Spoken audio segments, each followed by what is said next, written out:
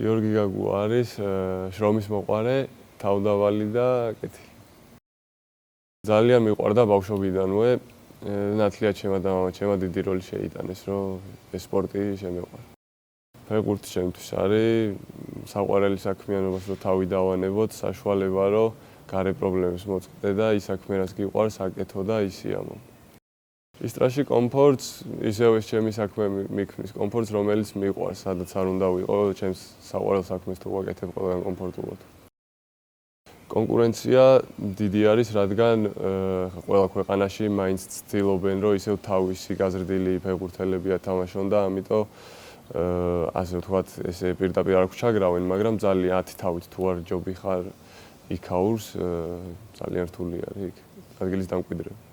რა არ გამომდის, ალბათ ყველაზე დიდი რაც შემიძლია შევცვალო არის ციფრები, რომ უფრო მეტი შედეგიანობა, მაგრამ ეგ დროთა განმავლობაში მოვა. ძალიან ესე მეგობრულად შემხვდნენ და ძალიან მეგობრული გარემო დამხვდა პირველივე დღიდან, ამიტომ პირველივე დღიდან ბევრი მეგობარი შევიძინე გუნდში და ამიტომ ძალიან მარტივად გავიარე ადაპტაცია. ენით ესე ძალიან რთულია გადმოცემა ამ გრძნობის სიტუაციაში ვიყავი, ახალი ჩამოსული ვიყავი ხორვატიიდან და ჩემ ოჯახთან ერთად სახლში ამოვედი და მანქანიდან ჩემოდნები გადმოქონდა და ზუსტად გადმოვედი თუ არა მანქანიდან, ხიზა დამირეკა და ესეთი სასიხარულო ინფორმაცია მაცნობა და შემდეგ რა თქმა უნდა ჩემი ოჯახის წევრებს გაუზიარე და საოცარი გრძნობა იყო. ბავშვობაშიც და დღემდე და მთელი ჩემი ცხოვრების განმავლობაში მე საქართველოს ნაკრების გულშემატკივარი ვიქნები და ეხა უკვე მაგათთან ერთად რომ მომიწევს ცხოვრება, ვარჯიში თამაში ეს არის რაღაც ზღაპარი არის და